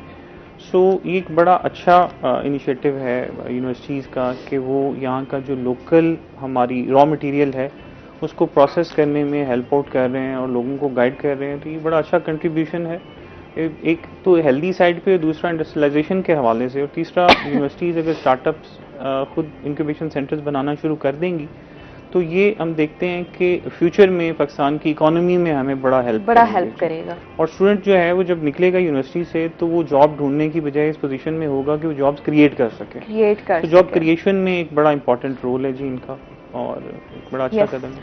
और हमारी इकोनॉमी के लिए भी आपने बात की, ये बड़ा अहम है क्योंकि रॉ मटेरियल है ना। हम पहले अगर रॉ मैंगो अगर सेल करें और उस रॉ मैंगो को अगर हम प्रोसेस करके अगर हम सेल करें तो उसकी प्राइस बहुत डिफरेंस है और वो इकोनॉमी पे बड़ा अच्छा इम्पैक्ट लेके आएगा। बिल्कुल। सर अभी हालिया मैट्रिक का जो रिजल्ट आया है उस पे बड़े बच्चे खुश भी हैं, बहुत सारे ऐसे स्टूडेंट हैं, ऐसे पेरेंट्स हैं जो नाराज भी हैं, जो दुखी भी हैं। तो मैट्रिक के जो नतायज हैं उसमें मुसलसल एक कमी देखने में नजर आई है। तो आपको क्या लगता है कि उसके पीछे वजह क्या है? देखो मैट्रिक के जो नताइज हैं अगर हम देखें पंजाब की हद तक, अभी हम सिर्फ पंजाब की बात ठीक है, अगर हम डिफरेंट कंपैरिजन पे चलेंगे तो मुख्तलिफ कंपैरिजन्स भी हैं, लेकिन अगर पंजाब के बोर्ड्स की बात करें तो दो फैक्ट्स बड़े इंपॉर्टेंट हैं। उनमें एक फैक्ट जो है वो ये कि हमारा जो पिछले 10 साल में या पिछले 8 साल में जो ग्रेजुअल नंबर इंक्रीज होना चाहिए पॉपुलेशन वाइज स्टूडेंट्स का, वो नंबर भी उस तरह से इंक्रीज नहीं हुआ जो बच्चे अपीयर हो रहे हैं मैट्रिक के एग्जाम में। लाइक अगर मैं आपको आज से 8 साल पहले का स्टैट दूं 2018 में, तो हमारे पास तकरीबन 11,32,000 बच्चे जो हैं वो अपीयर हुए 2018 में मैट्रिक के इम्तिहान में अक्रॉस पंजाब, सिर्फ पंजाब की बात कर रहा हूँ। और अगर हम 2025 में देखें तो वो 12,42,000 थे। तो बहुत बड़ा डिफरेंस, जितना पॉपुलेशन बड़ी है उस लेवल से मैट्रिक के बच्चे जो मैट्रिक में अपीयर हुए वो नहीं बढ़े। एक और अगर स्टेट आपके साथ में शेयर करूं तो लास्ट ईयर से इस दफा 10,000 कम स्टूडेंट्स अपीयर हुए अक्रॉस पंजाब, लेकिन 62,000 स्टूडेंट्स ज्यादा फेल हुए फ्रॉम लास्ट ईयर। 62,000 स्टूडेंट्स इस साल कम पास हुए हैं मैट्रिक के एग्जाम में। ओके तो इसके पीछे अगर हम रीजंस देखें तो खैर मेरे तो ख्याल है बहुत सारी रीजंस हैं, क्योंकि कभी भी इस तरह की कोई एक खास वजह को पकड़ के हम नहीं कह सकते कि वो खास वजह थी। अगर हम देखें तो पिछले साल तक कॉलेज स्कूल साइड पे सिर्फ स्कूल एजुकेशन डिपार्टमेंट में तकरीबन 1.5 लाख असातिज़ा की कमी थी, जो कि इस साल कोशिश की जा रही है कुछ स्कूल्स को आउटसोर्स करके और रैशनलाइज करके कि उसको बैलेंस किया जाए। तो ये मैं समझता हूँ कि एक बहुत बड़ी रीज़न थी। अच्छा, एक और चीज़ जो पिछले 2-3 सालों में देखने में आई वो सिलेबस में थोड़ा चेंजेस थे और एग्जामिनेशन पैटर्न में थोड़ा सा चेंजेस। तो अडेप्टेबिलिटी स्टूडेंट्स की सर्टेनली वो भी एक बड़ा इंपॉर्टेंट था कि वो पीछे जो उसकी स्कूलिंग की बेस है वो कुछ और लाइन्स पे है, वहाँ एग्जामिनेशन का पैटर्न किसी और तरह के और रैपिड चेंज जो है सिलेबस के अंदर और थोड़ा एग्जामिनेशन सिस्टम के अंदर, that also remained a reason. तीसरी एक बहुत बड़ी और बड़ी इंपॉर्टेंट रीज़न मैं समझता हूँ कि हमें ये समझना चाहिए कि हम अभी जो रिजल्ट्स फेस कर रहे हैं ये पोस्ट कोविड एरा के हैं। Yes, we can say that. ये बच्चे बेसिकली उस वक्त हाई स्कूल में थे जिस वक्त कोविड गुजरा, ठीक है। तो ये 2-3 साल पुरानी लॉट उस वक्त 7th में 8th में 9th में थी। सो अब में ये देखना है कि इन बच्चों की जो हैबिट्स थी वो अकॉर्डिंगली डेवलप हुई। अब पोस्ट पेंडेमिक जो ट्रॉमा था उसको किस तरह से केयर किया गया, फिर टीचर्स ने जब ये बच्चे वापस स्कूल्स में आए तो हमारे टीचर्स कितना तैयार थे इस तरह के बच्चों को पढ़ाने के लिए जो स्क्रीन एडिक्टेड थे, जिन्होंने फिजिकल एग्जामिनेशन में अपीयर नहीं हुए थे, वो बच्चे जो थोड़ा सा पैसिव मोड में चले गए थे उन 2 सालों में। बिकॉज अगर आप UNDP की रिपोर्ट्स देखें और वर्ल्ड बैंक की रिपोर्ट्स देखें तो वो आपको बताते हैं कि हमारा 2 सेशंस का तो लॉस हुआ साउथ एशिया के अंदर, और उन 2 सेशंस के बाद जब ये बच्चे स्कूल्स में आए तो हम कितना प्रिपेयर्ड थे, ठीक है। तो हमारा वो जो टीचर था वो कितना ट्रेंड था। कुछ एक मैं अलिफ ऐलान एक NGO थी उसका रिपोर्ट एक पढ़ रहा था, तो हमारे 61% टीचर्स को तो ट्रेन ही नहीं किया गया था कि इन बच्चों को इंगेज किस तरह से करना है। तो वो बच्चे को जब टीचर ही ट्रेंड नहीं है कि इंगेज किस तरह से करे, और फिर सिलेबस के अंदर एकदम चेंजेस आ रही हैं, एग्जामिनेशन पैटर्न में चेंजेस आ रही हैं, तो दीज वर द रीजंस मैं समझता हूँ कुछ जो तो सर पेपर चेकिंग का जो है, पेपर मार्किंग का क्राइटेरिया भी कोई बदला है? पेपर मार्किंग का क्राइटेरिया तो एज सच नहीं बदला। अच्छा। पेपर मेकिंग का क्राइटेरिया का बदला, उसमें थोड़ा सा चेंज करने का बताया गया। तो 25% जो है कंटेंट वो कॉन्सेप्चुअल ऐड कर दिया जाएगा, तो वो एक फैक्टर 25% कॉन्सेप्चुअल ऐड किया जाएगा, जबकि हम अपने बच्चों को, हम अपने स्टूडेंट्स को रट्टा सिस्टम पे चला रहे हैं और हम कहते हैं स्कूलिंग आप देखें ना, कॉपी पेस्ट पे चलें। जो स्कूलिंग थी ना उसकी देखो, स्कूलिंग जो है स्कूल, एक बच्चा स्कूल में अराउंड 11 to 13 ईयर गुजारता, ठीक है। तो वो बच्चा जो इस साल मैट्रिक कर रहा है, आप ये देखें ना कि उसकी जो स्कूलिंग हुई है पिछले 10 साल की या 9 साल की, वो किन लाइंस पे हुई है और उसके बाद वो इस तरह के एग्जाम में अपीयर हुआ है। तो this was one of the reasons. और मैंने कहा ना कि स्कूल में असातिज़ा की वो जो खाली असामियाँ थी, that is also a reason. एक और चीज़ जिसको पता नहीं हमें यहाँ डिस्कस करना चाहिए या नहीं करना चाहिए, वो बड़ा इंपॉर्टेंट है कि क्या हमारी इकोनॉमी नॉलेज ड्रिवन है और अगर इकोनॉमी नॉलेज ड्रिवन नहीं है तो हम बच्चों को कैसे मोटिवेट करें कि वो स्कूल्स में आए। ठीक है, ये तादाद जो आबादी के हिसाब से और तनासुब से नहीं बढ़ रही है, उसकी एक बड़ी वजह मैं समझता हूँ कि ये भी हो सकती है कि लोग सोचने पे मजबूर हैं कि बच्चों को पढ़ाने के बाद हम करेंगे क्या। जो ऑलरेडी हमारी लॉट है जो पढ़ के निकल रही है, मतलब अगर मैडम बात करी इंक्यूबेशन सेंटर की, तो कितने ऐसे स्टूडेंट हैं अगर हम परसेंटेज में देखें जो उन इंक्यूबेशन सेंटर को ज्वाइन करते हैं या वो स्टार्टअप्स की तरफ जाते हैं, वो मोस्टली सीवीज उठाते हैं। मार्केट में जब जाते हैं तो मार्केट में हमारे पास उनको देने के लिए जॉब नहीं है, फिर कंसिस्टेंसी नहीं है पॉलिसीज की, तो उसकी वजह से जब वो कुछ स्टार्टअप लेना भी चाहते हैं वो नहीं तो ले बहुत पाते। सारे मसाइल पैदा हो जाते हैं। अच्छा, इसके अलावा जो हमारे एमफिल पीएचडीज हैं वो देखा जाए तो वो फारिग बैठे हैं इस टाइम, उनके पास जॉब्स नहीं है, काम नहीं है करने के लिए, नहीं हो रही ना, नॉलेज ड्रिवन इकोनॉमी नहीं। ठीक है, जो सब्जेक्ट्स हम पढ़ा रहे हैं ना, बड़ा इंपॉर्टेंट ये भी है कि किसी भी सतह पर कोई ऐसी स्टडी नहीं होती कि अगले 10 सालों में हमें किन फील्ड में कितने लोग चाहिए, ताकि लोगों को एक आइडिया हो कि हम अगले आने वाले सालों में आपकी नेशनल इकोनॉमी की डिमांड्स क्या हैं। कोविड की बात की, कोविड का जिक्र किया कि पोस्ट पेंडेमिक सिचुएशन के बाद जो स्टूडेंट्स आए हैं उनमें बहुत सारी ऐसी कैपेबिलिटीज थी जो कम थी, लेकिन बहुत सारी कैपेबिलिटीज थी जो ज्यादा भी थी। अच्छा, देखो उनका स्क्रीन एक्सपोजर बहुत ज्यादा था, ठीक है, उसने इन गैजेट्स को एक आम बच्चे से ज्यादा यूज किया, उससे पहले जो गुजरा उससे ज्यादा यूज किया। सो हमें बेसिकली एक हाइब्रिड किस्म के मॉडल पे लेके जाना था, हम उसको दोबारा कन्वेंशनल मेथड पे ले आए। ठीक है, तो अब उसकी हैबिट्स कुछ और थी, पेंडेमिक में कुछ और हो गई, और उसके बाद दोबारा हम वापस प्री पेंडेमिक पैटर्न पे ले आए उसको। ठीक है, और इस दौरान में ना टीचर को ट्रेन किया गया, ना पेरेंट को ट्रेन किया गया, और ना ही हमारे एजुकेशन सिस्टम में कोई इस तरह की इनोवेशन हुई कि जो ब्लेंडेड मॉडल को लेके चलते हैं। तो दीज आर सम फैक्टर्स मैं समझता हूँ कि जिसकी वजह से हम बैठे इस टॉपिक पे बात कर रहे हैं कि क्यों एनरोलमेंट्स भी नहीं बढ़ रही उस तरह से जैसे पॉपुलेशन बढ़ रही है, और क्यों हमारा रिजल्ट जो है स्पेशली पंजाब का। इसके पैरेलल अगर आप कभी स्टडी करना चाहें तो मैं आपको एक फैक्ट ज़रूर दूंगा जिसके ऊपर हम किसी वक्त ज़रूर बैठ के बात करें। फेडरल बोर्ड के अगर आप रिजल्ट्स देखें तो वो रिजल्ट्स जो हैं वो इस तरह से नहीं गिरे जिस तरह से ओवरऑल पंजाब बोर्ड के रिजल्ट्स गिरे, और उनमें बड़ी कंसिस्टेंसी है। तो उसके ऊपर भी कभी हम बात करेंगे कि फेडरल बोर्ड का जो पहले भी सिस्टम था ना प्री पेंडेमिक, मैं वही कह रहा हूँ ना कि इस पे हम अगर नेक्स्ट सेशन में बात करें तो it is a complete debate, और हम देखें कि उसकी स्ट्रेंथ्स क्या हैं।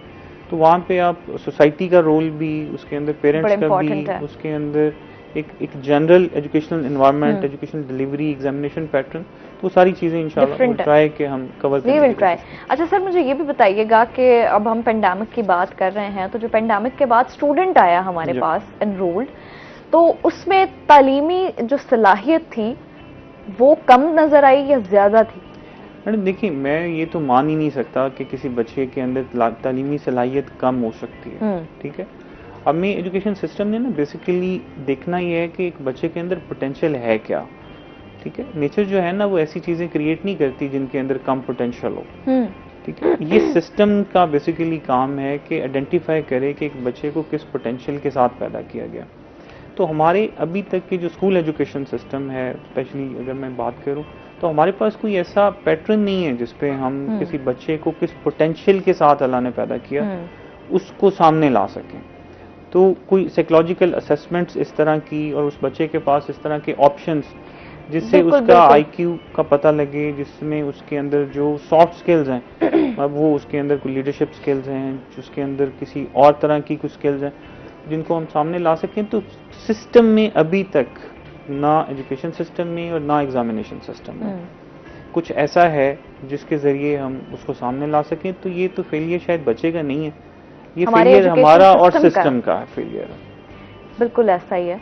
तो हम आज भी उन्हीं रिवायती ट्रेडिशनल मेथड्स को फॉलो कर रहे हैं जो कि पहले चलती थी टू सम एक्सटेंट।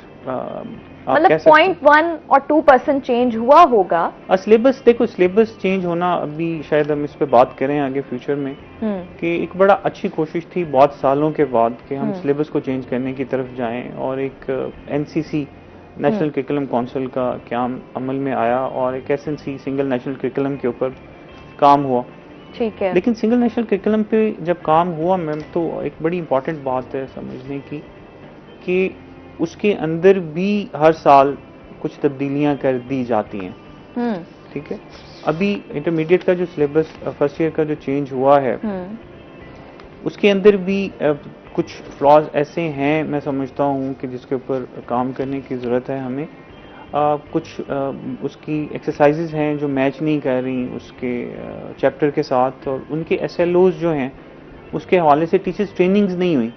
आपने सिलेबस दे दिया लेकिन टीचर्स ट्रेनिंग नहीं है, और ट्रेनिंग के बगैर किस तरह से एक टीचर उस अंडरस्टैंड करेगा सिंगल नेशनल करिकुलम की उस स्पिरिट को जब वो क्लासरूम में जाएगा, जब उसको यही आइडिया नहीं है कि इसके बनाने वाले ने सोच के क्या बनाया, तो उसको किस तरह से वो उन्हीं लाइंस पर डिलीवर कर सकेगा। फिर बुक्स की शॉर्टेज जो है वो रिपोर्ट हो रही है बहुत सारी जगहों से कि टाइम पे किताबें ना पहुंचना सेशन स्टार्ट होने के बाद। तो इस तरह के बहुत सारे, लेकिन मैं समझता हूँ कि चलें काम हो रहा है तो हमें उसको अप्रिशिएट कर देना चाहिए। अप्रिशिएट करना चाहिए, लेकिन काम एक तरफ से नहीं होना चाहिए ना, काम हर तरफ से फिर होना चाहिए। अगर स्टार्ट हो जाए, इनिशिएटिव है तो फिर हर तरफ से उतना ही होना चाहिए। अब मैं समझता हूँ कि इसको शायद एक आध साल डिले करके कर दिया जाता और प्रॉपर वे में कर दिया जाता तो बहुत बेहतर हो जाता। सर, अभी आपने साइकोलॉजिकल असेसमेंट की बात की, तो मैं अक्सर सोचती भी हूँ और बात भी करती हूँ कि हमारे यहाँ स्कूल्स, कॉलेजेस और यूनिवर्सिटीज का कोई ऐसा पैटर्न होना चाहिए जहाँ पे टीचर्स का साइकोलॉजिकल असेसमेंट होना चाहिए और उसके बाद अब उनको अपॉइंट करना चाहिए। हमें नहीं पता होता कि एक टीचर, ऑब्वियसली आजकल हम जिस एरा में रह रहे हैं वहाँ पे हम एक जनरेशनल ट्रॉमा लेके चल रहे हैं, और हमारी जो मेंटल हेल्थ है वो हमारी कहाँ लाई कर रही है अभी इस टाइम, वो सब जानते हैं। आप डिफरेंट रिपोर्ट्स पढ़ें तो बड़ी परेशान करना है। हमें से बहुत सारे लोग जिनको हम मिल रहे होते हैं, जिनसे हम इंटरेक्ट कर रहे होते हैं, वो अगर आप उसको मेंटल हेल्थ के स्टैंडर्ड्स पे जाके देखें तो वो बीमार होते हैं। सही है। उनमें शायद हम भी हो सकते हैं। बिल्कुल हो सकते हैं। और हमारे यहाँ फिर स्कूल्स, कॉलेजेस और यूनिवर्सिटीज में ऐसी कैंपेन्स होनी चाहिए, ऐसे सेमिनार्स होने चाहिए एवरी मंथ। आप एवरी वीक ना करें, लेकिन एवरी मंथ। देखो, साइकोलॉजिकल हेल्थ जो है ना, ये तो पार्ट है और पार्ट एंड पार्सल होना चाहिए। इसको अगर आप मंथली या 6 मंथली पे ले जाएंगे ना तो ये बड़ा जुल्म होगा। हमें उसको एक रेगुलर पार्ट बनाना चाहिए है अपने करिकुलम का, और हमें उसको देखना चाहिए। देखो, साइकोलॉजिकल में सिर्फ मेंटल हेल्थ नहीं आ जाती, आपकी टेंडेंसीज, आपकी पर्सनैलिटी की, आपके पॉजिटिव, आपके नेगेटिव, आपकी पोटेंशियल्स, तो ये सारी चीज़ें जब हम आइडेंटिफाई करके आपकी उन स्किल्स को, अब एक बच्चे को अल्लाह ने एक स्पेसिफिक स्किल से नवाजा और आप उसको टाइमली आइडेंटिफाई कर लेते हैं, तो आपके पास फिर टाइम होगा उसके एजुकेशन के प्रोसेस के दौरान कि आप उसको पॉलिश कर सको। बेसिकली एजुकेशनल सिस्टम्स जो हैं उनका मकसद कहीं पर भी नंबर दिलवाना या डिग्री दिलवाना नहीं होता। एजुकेशन सिस्टम का मकसद ये है कि जिस बच्चे में जो पोटेंशियल है उसको आइडेंटिफाई करे, उसको पॉलिश करे और उस प्रैक्टिकली इम्प्लीमेंट करने की सलाहियत दे उस बच्चे को, ताकि जब वो निकले एजुकेशन इंस्टीट्यूट से तो इस काबिल हो कि वो परफॉर्म। मुझे लगता है हमने एक ऐसी डिबेट शुरू कर ली है जो एंड नहीं हो सकती। मैडम, आपसे बात करती हूँ, मुझे बताइएगा कि अगर फॉर एग्जांपल एक स्टूडेंट के पास एक बिजनेस आइडिया है तो वो आप तक कैसे पहुंच सकता है उस बिजनेस आइडिया के साथ? हमारी जो कॉल है ईयर में 2 टाइम हम अनाउंस करते हैं, लाइक साल में 2 दफा। यस, हाँ, एक ओपन कॉल होती है, यूनिवर्सिटी की वेबसाइट पे डिस्प्ले करते हैं, और इसके अलावा सेकंड जो है हमारा बिजनेस प्लान कंपटीशन होता है। बिजनेस प्लान कंपटीशन से, जैसे कि मैंने पहले बताया कि हमारे पास 300 to 400 आइडियाज कलेक्ट होते हैं, उसमें प्रॉपर अवेल्यूशन के बाद हम 130 या 120 आइडियाज को सिलेक्ट करते हैं। 130 और 120? हाँ, on the base of their idea, on the base of their commercialization phase and MVP ready product। तो उस पर हम डिसीजन करते हैं, एंड देन ऐसे आइडिया जो कि वाकई मतलब कि इस काबिल हैं, उनके इतनी स्ट्रेंथ है कि उनको डिस्प्ले करना चाहिए, तो हम जो है उनको डिस्प्ले करवाते हैं। मैक्सिमम आपके पास कितने ऐसे बिजनेस आइडियाज आते हैं एनुअली?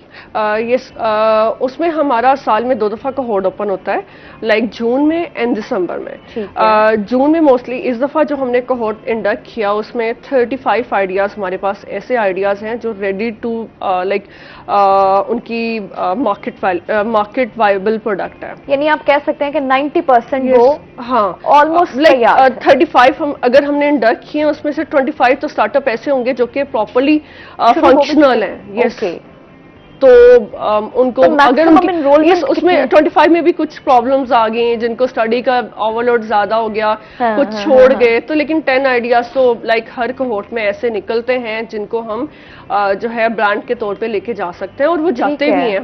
हमारे 3-4 ब्रांड ऐसे हैं जो कि स्टूडेंट्स के ब्रांड थे, उन्होंने जो है बहुत अच्छा उसको कमर्शलाइज किया और उसकी डिजिटल मार्केटिंग कर रहे हैं। मल्टीग्रेन फ्लोर हमारा है प्रोटोन के नाम से, मुल्तान की हर रिटेल स्टोर पे अवेलेबल है।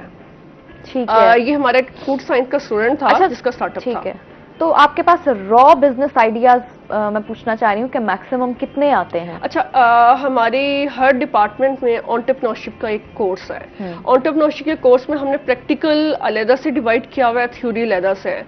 लाइक प्रैक्टिकल में सारी चीजें ऐसी हैं जो कि हमारे करिकुलम पे बेस करती हैं, BIC के करिकुलम पे, तो वहाँ पे कुछ आइडियाज पॉलिश हो जाते हैं। लाइक हर क्लास से अगर कोई 30 आइडियाज हैं, 30 स्टूडेंट्स के आइडियाज हैं, उनमें 3-4 आइडियाज निकल आते हैं, तो वो उधर ही जो है अवेल्युएट होके हमारे पास जो है प्रॉपर आइडियाज पता चल जाता है कि ये इनको हम आगे लेके चल सकते हैं या नहीं लेके। तो यूनिवर्सिटी के बाहर से लोग यानी मुल्तान से या जनूबी पंजाब से कहीं से भी लोग अब वो हमारे पास ओपन कोहोर्ट में आ सकते हैं। बिजनेस तो मैं पूछना चाह रही हूँ कि मैक्सिमम कितने होते हैं? टोटल हमारी एक कैपेसिटी है फिजिकल बिजनेस इंक्यूबेशन सेंटर की कि हम जो है उन्हें सिटिंग स्पेस दे सकते हैं 35 लोगों की, और उन्हें हम ग्रेजुएट करके मतलब कि हमने उन्हें ग्रेजुएट करना होता है हर साल, मतलब कि हर साल हम 35 जो इंक्यूबेटर्स हैं, जो स्टार्टअप्स हैं, उनको जो इंडक्ट कर सकते हैं, क्योंकि कैपेसिटी वाइज मतलब कि हमने उसको करना होता है, क्योंकि उन्हें हमें सिटिंग प्लेस प्रोवाइड करनी है, उन्हें ऑफिस प्रोवाइड करना है, उनकी मेंटरशिप सर्विसेज प्लान करनी है, तो उसको हमें मद्देनजर रखना होता है। ठीक है, तो आपको क्या लगता है कि हमारी नौजवान नस्ल, हमारी यंग जनरेशन में एक ऐसी मेंटालिटी को पैदा करना जिसमें एक बिजनेस रिलेटेड मेंटालिटी को डेवलप करना कितना जरूरी है, और उसके लिए आपके यूनिवर्सिटी में ऐसे कौन सी सरगर्मियां हैं जो करवाई जा रही हैं? अच्छा, मैं आपको बताना चाहूंगी अब ये मुश्किल नहीं है। पहले अगर हम 3 साल पहले इस पे बात करते हैं ये बहुत मुश्किल था। बिजनेस इंक्यूबेशन सेंटर्स ने इसको बहुत प्रमोट किया है। लाइक डिफरेंट यूनिवर्सिटीज में BICs हैं। अगर मैं पूरे पाकिस्तान की बात करूं टोटल 35 BICs हैं जो कि ऑपरेशनल हैं, और वो जो है अपने डिफरेंट स्टार्टअप्स को, अपने डिफरेंट स्टूडेंट्स को मतलब कि रजिस्टर्ड करते हैं, उनको उनकी कैपेसिटी बिल्डिंग करते हैं, उनकी मेंटरशिप प्रोवाइड करते हैं। तो अब ये मुश्किल नहीं है। ठीक है। उसमें डिफरेंट स्टेजेस हैं, आपकी प्री इंक्यूबेशन है, आपकी इंक्यूबेशन है, आपकी एसिडेशन स्टेज है। ये 3-4 स्टेजेस में जो है स्टार्टअप इतने लाइक मैच्योर हो चुके होते हैं कि वो अपनी कमर्शलाइजेशन की तरफ जा सकते हैं। ऑरिक भी इसमें बहुत अच्छा रोल प्ले कर रहा है। लाइक हमारे पास ऑरिक में डिफरेंट प्रोजेक्ट्स होते हैं जो NRPU और डिफरेंट जो है फंडिंग एजेंसी के साथ एसोसिएटेड है। ISF भी उसमें है जिसने हमारे 2 स्टार्टअप को 10 मिलियन की फंडिंग दी। लाइक स्टूडेंट्स को फैसिलिटेट करने के लिए BICs बहुत अच्छा काम कर रहे हैं। इसके साथ HEC भी जो है ऐसी कई फंडिंग एजेंसीज के साथ जो है लिंक कर रहा है, कोलैबोरेट कर रहा है, ताकि उनकी जो है इन्वेस्टमेंट रिलेटेड भी जो स्टार्टअप की प्रॉब्लम है उसको भी सॉल्व किया जा सके। अच्छा, तो जो खवातीन एंटरप्रेन्योर्स होती हैं उनके लिए क्या ऐसी सपोर्ट है जो आप लोग कर रहे हैं? खवातीन एंटरप्रेन्योर्स के लिए भी लाइक एक हमारा अलमिया भी समझा जा सकता है, हमारे माशरे का भी और हमारी सोसाइटी का भी, कि वुमेन एंटरप्रेन्योर जो है बहुत कम है। उसके लिए बहुत सारी फंडिंग एजेंसीज मतलब कि ओपन कॉल जो करती हैं वुमेन एंटरप्रेन्योरशिप को बहुत प्रमोट भी करी हैं। अब इसको जो है प्रमोट किया जा रहा है वुमेन एंटरप्रेन्योरशिप को। फीमेल जो है मोस्टली पढ़ाई में ज़्यादा अपनी एनर्जी शो ऑफ करती हैं, वो स्टार्टअप को समझती हैं अगर हमने इस पर वर्क किया तो पता नहीं जो है कहीं हमें कहीं फेलियर का सामना ना करना पड़े।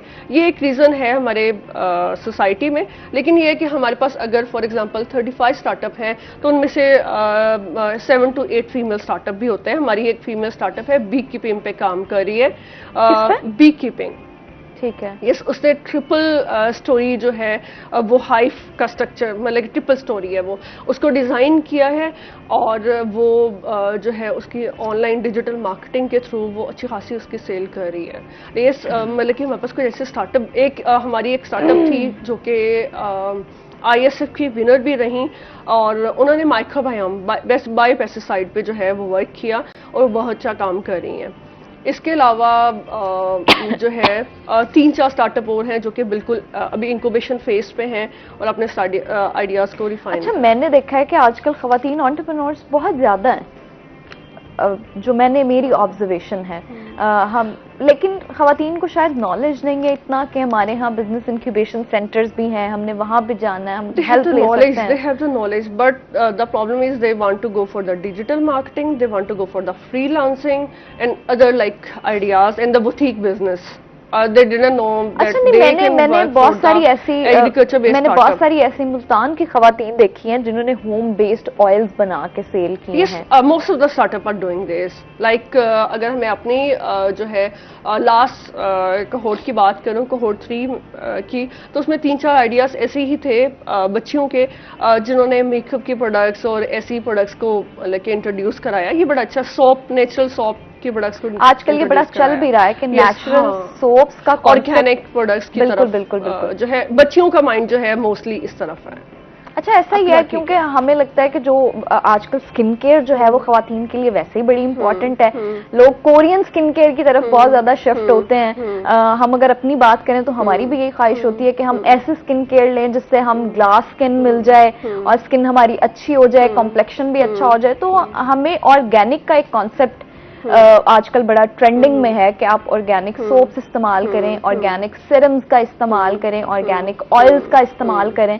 तो ये एक बड़ा अच्छा सेटअप है। अच्छा, मैंने तो एक और खातून भी देखी जो मुल्तान की ही थी और जिन्होंने होम बेस्ड पिकल्स, जिन्होंने खुद घर में अचार बना के उसको सेल किया और उसके डिजिटल मार्केटिंग भी की और से यकीन करें वो बड़ा उसका सक्सेसफुल बिजनेस रहा। यस, हमारी एक फीमेल स्टार्टअप है, वो फैकल्टी लेड स्टार्टअप है, वो फैकल्टी है फूड साइंस की, डॉक्टर निगत, वो उस पर काम कर रही हैं। लाइक डिफरेंट जो प्रोडक्ट्स हैं वो उसको कमर्शलाइज भी कर रही हैं और डिजिटल। अच्छा, फॉर एग्जांपल अगर मेरा एक स्टार्टअप है, मेरे पास एक आइडिया है कि मैं घर का बना हुआ अचार बेचना चाहती हूँ लोगों को। मैं चाहती हूँ कि वो हेल्दी भी खाएं और अच्छा खाएं, घर का बना हुआ है, उसमें कोई बाहर के मसाले नहीं है।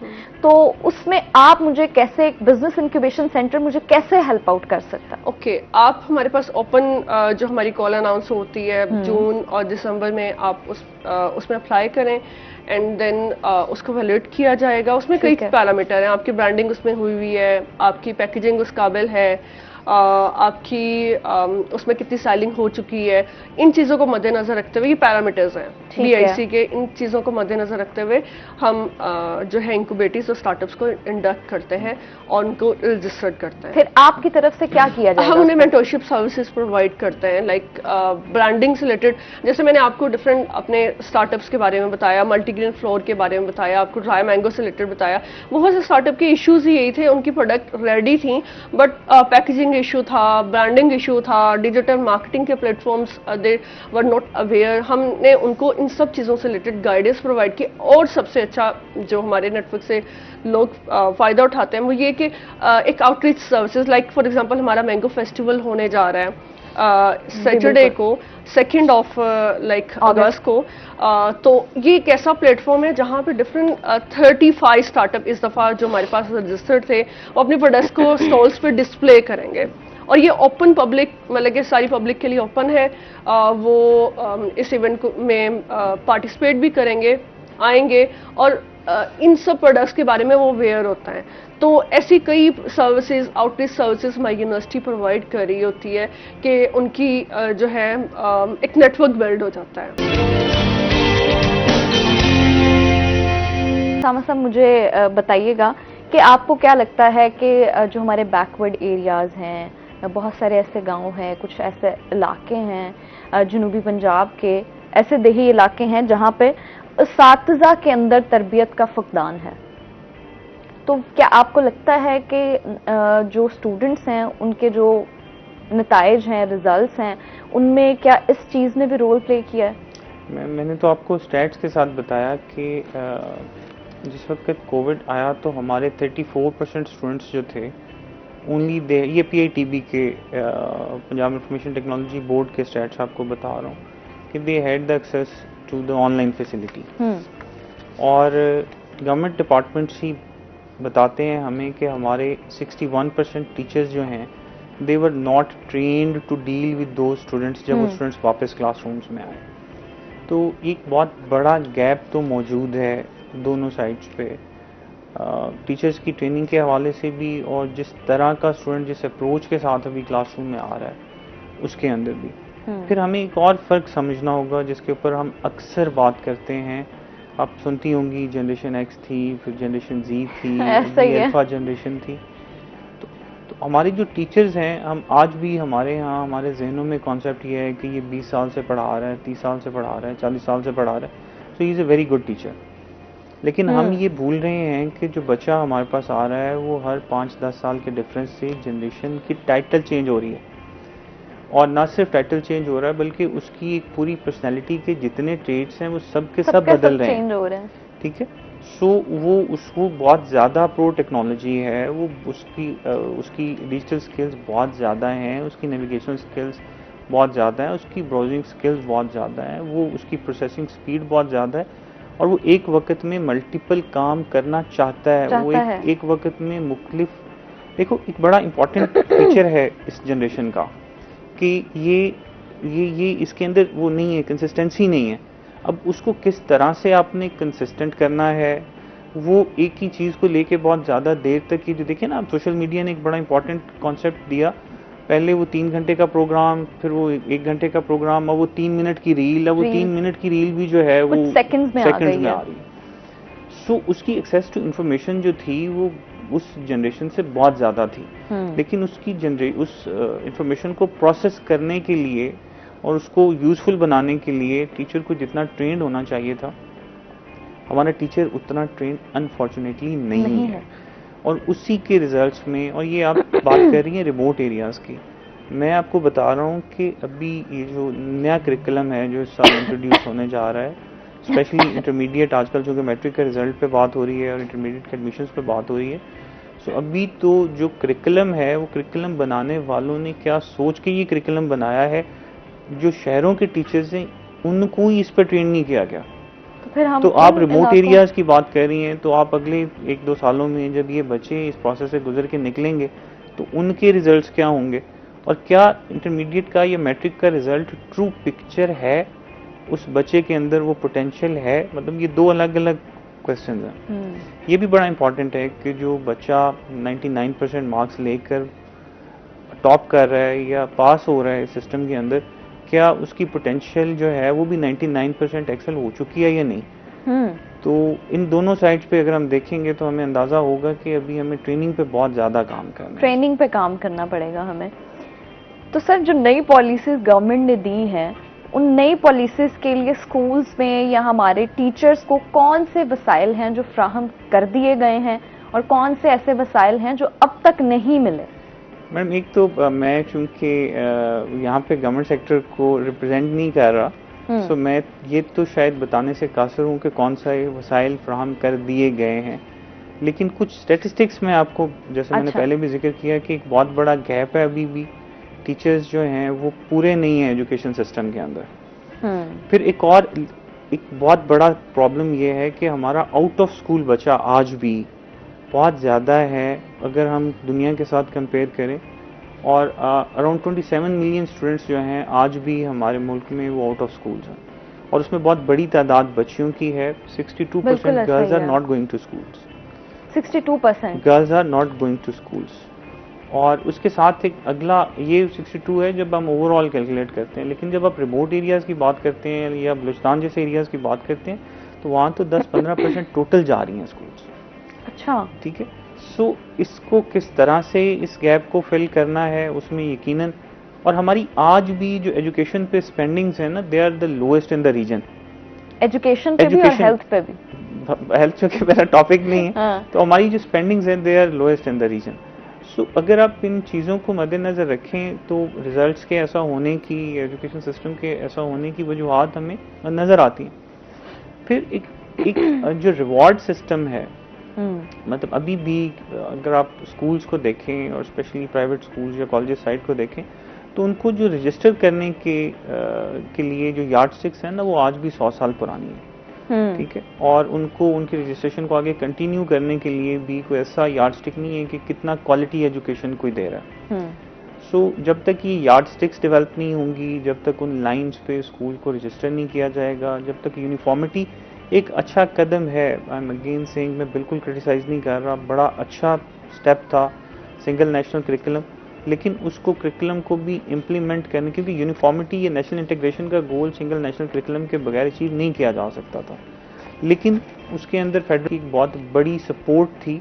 लेकिन 18th अमेंडमेंट के बाद एजुकेशन चूंकि प्रोविंशियल सब्जेक्ट है और वो टसल एक चलती है प्रोविंशियल एंड फेडरल डिपार्टमेंट्स के अंदर कि वो जिस तरह से इम्प्लीमेंट करवाना चाहते हैं प्रोविंसेस, क्या उसी तरह से चारों प्रोविंसेस उसको लेके चल रहे हैं। और अगेन जो ट्रेनिंग साइड है और जो इम्प्लीमेंटेशन साइड है, क्या वो एक ही लाइन पे काम कर रही है? जो करिकुलम बनाने वालों का मंशा थी, क्या स्कूल में डिलीवर करने वालों की भी वही मंशा है और उसी पैटर्न पे डिलीवर किया जा रहा है? तो ये बहुत सारे क्वेश्चन मार्क हैं जो वक्त गुजरने के साथ साथ चीज़ें सामने आएंगी। बिल्कुल। लेकिन स्टूडेंट्स की शॉर्टेज बहरहाल है, बजट शॉर्टेज बहरहाल है, और टीचर्स पे कुछ अननेसेसरी बर्डन अभी जैसे रैशनलाइजेशन है हो रही है, या जिस तरह से स्कूल्स को आउटसोर्स किया जा रहा है और टीचर्स की ट्रांसफर की जा रही हैं दूसरे स्कूल्स में। अब एक विलिंग टीचर कैसे रहेगा जब उसको अपने घर से बहुत दूर शिफ्ट कर दिया जाएगा? तो सर्टनली उसको लेके भी वो अब बहुत सारे तहफ़्फ़ुज़ात का शिकार है। लेकिन चूंकि मैं यहाँ पर अगेन एक थर्ड ऑब्जर्वर के तौर पे बयान कर सकता हूँ, उनका रिप्रेजेंटेटिव के तौर पर तो नहीं बात कर सकता, लेकिन ये मुश्किलात बहरहाल हैं जो हमें हमारे एजुकेशन सिस्टम को फेस करनी पड़ रही है, और इसका नतीजा हम देख भी रहे हैं और आने वाले सालों में मेरा ख्याल है कि हम देखेंगे। बिल्कुल। तो मैडम, आप क्या पैगाम देना चाहेंगी उन लोगों को, उन नौजवानों को जो अपने बिजनेस स्टार्टअप्स को लेके आना चाहते हैं? ओके, वो ये कि लाइक एक तो जो है अपनी एंटरप्रेन्योरशिप से रिलेटेड डिफरेंट कैपेसिटी बिल्डिंग जो है पॉडकास्ट अवेलेबल हैं, उनसे गाइडेंस लिया करें। बिल्कुल। इसके अलावा डिफरेंट BICs की डिफरेंट कॉल अनाउंस होती है डिफरेंट टाइम पीरियड में, उनसे भी इन टच रहें। यूनिवर्सिटीज़ के स्टूडेंट्स के लिए जो है वो मेरा ये पैगाम है कि लाइक फॉर एग्जांपल अगर वो मंसूआ के हैं तो हमारी वेबसाइट को भी जो है वो अपनी जो है सर्चिंग लिस्ट में ऐड करें। हाई यूनिवर्सिटीज़ के स्टूडेंट्स के लिए लाइक एक ये मैसेज है, लाइक BCID के स्टूडेंट्स हैं उनके जो है वेबसाइट पे भी जो है डिफरेंट कॉल अनाउंस होती हैं BICs की, क्योंकि BIC अब जो है BZU में भी वर्क कर रहा है। ठीक है। तो ओके, शुक्रिया आपका, आप तशरीफ लाई और आपने एक अहम मौजू पर हमसे बातचीत की, और ये इन्फॉर्मेशन लोगों तक पहुंचाना बहुत ज़रूरी और अहम था। ताकि हमारी जो यंग जनरेशन है, हमारे लोग हैं जो बिजनेस स्टार्टअप्स जिनके पास हैं, जिनकी मेंटालिटी है बिजनेस स्टार्टअप्स की, लेकिन उनके पास कोई अपॉर्चुनिटी नहीं है, कोई मेंटरशिप नहीं है, आपने जो बात की, तो उसमें आप लोग जो रोल प्ले कर रहे हैं विच इज़ इनक्रेडिबल। हमें अगर ऐसी मेंटोरशिप मिल जाए तो हम बड़े अच्छे से अपने बिजनेस स्टार्टअप्स को सक्सेसफुली लेके चल सकते हैं और एक ब्रांड बनने में कोई प्रॉब्लम नहीं होगी। सर, आपका बहुत शुक्रिया, आपने ज्वाइन किया, और जो हमारा एजुकेशन सिस्टम है और करंटली जितने भी इश्यूज हैं आपने उस पर बात की। बहुत शुक्रिया आप शो पे आए, and yes, thank you so much. आप लोगों ने बड़ी पेशेंस से सुना भी, और आई होप सुनने के बाद इस पे इम्प्लीमेंट भी करेंगे। मुलाकात होगी अगले प्रोग्राम में इंशाल्लाह। अपना ख्याल रखिएगा, अपने आसपास के लोगों का ख्याल रखिएगा। मुझे इजाजत दीजिए, अल्लाह हाफ़िज़।